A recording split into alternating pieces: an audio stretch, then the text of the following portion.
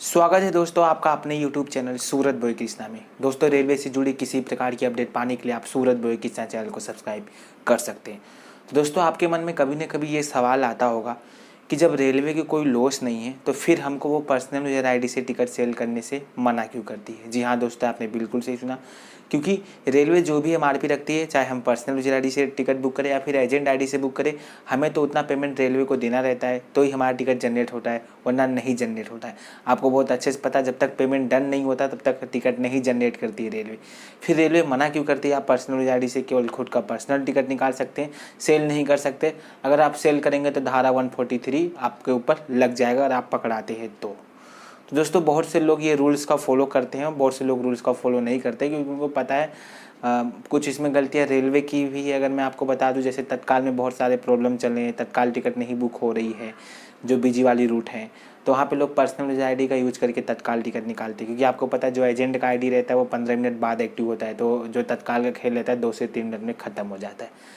अब हम बात करते हैं रेलवे आखिर ऐसा क्यों करती है। तो दोस्तों जो रेलवे अलग अलग अपने साइटों पे आप देखेंगे तो अलग अलग कंपनियां को उसमें आपको एजेंटशिप मिलेगी, मतलब टूर एंड ट्रैवल के आप मेंबरशिप वहाँ पे ले सकते हैं।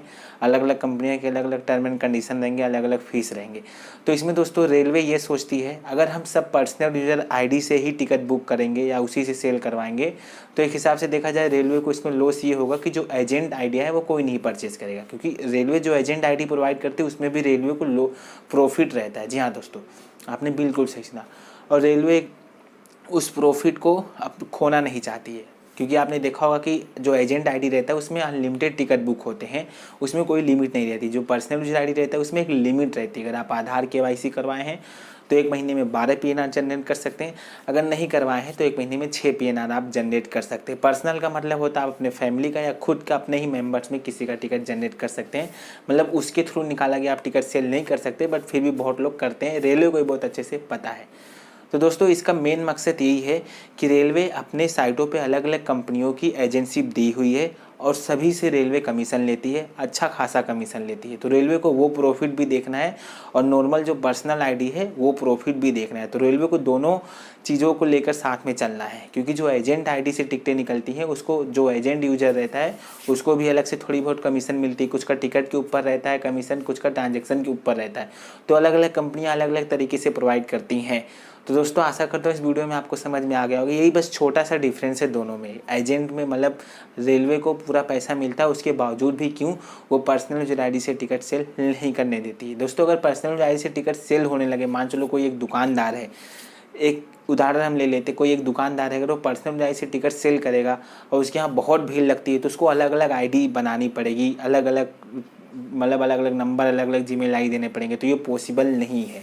इसको देखते हुए एजेंट आईडी भी मार्केट में रहना बहुत ज़रूरी है। एजेंट आईडी से क्या होता है कि सब कुछ वॉलेट के थ्रू होता है, इंस्टेंट पेमेंट होता है, प्रोसेस थोड़ा और अच्छा हो जाता है, ज़्यादा ट्रांजैक्शन से हमें गुजरना नहीं रहता है और एक दिन में हम जितना चाहे उतना टिकट निकाल सकते हैं। तो मेरे हिसाब से एजेंट आईडी भी मार्केट में रहना बहुत ज़रूरी है। आप अपने हिसाब से देख सकते हैं, मतलब पर्सनल यूजर आईडी से आपको टिकट परचेस करना है, एजेंट आईडी से परचेस करना है, क्योंकि दोनों चीज़ें मार्केट में रहना बहुत ज़रूरी है। एजेंट का मतलब ये कि हो जाता है कि एक ऑथराइज्ड एजेंट है, ये इस आईडी मतलब वो किसी को भी टिकट सेल कर सकता है। उसमें रोल मतलब अगर रेलवे कभी चेकिंग आएगी तो उसको कोई लॉस होने वाला नहीं है। वही अगर पर्सनल यूजर आईडी के पास मतलब पर्सनल यूजर आईडी से अगर कोई टिकट सेल करता है तो वो मतलब अगर रेलवे चेकिंग के दौरान पकड़ती है तो उसके ऊपर धाराएँ लगा के उसको अंदर कर सकती है।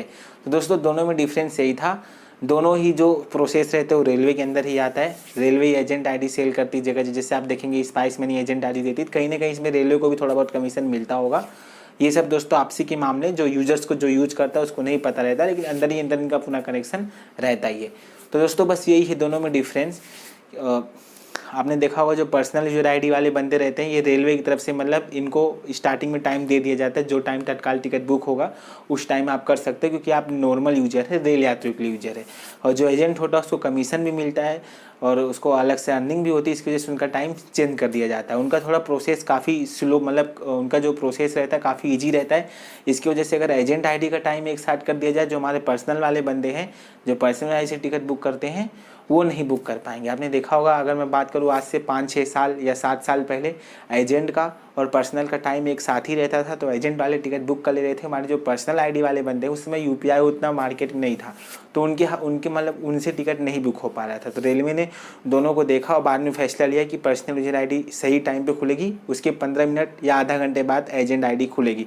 दोनों में दोस्तों डिफरेंस यही था। आशा करता हूँ वीडियो आपको समझ में आ गया होगा। इसी तरह की वीडियो पाने के लिए आप सूरत भोई किसान चैनल को सब्सक्राइब कर सकते हैं। So thanks for watching.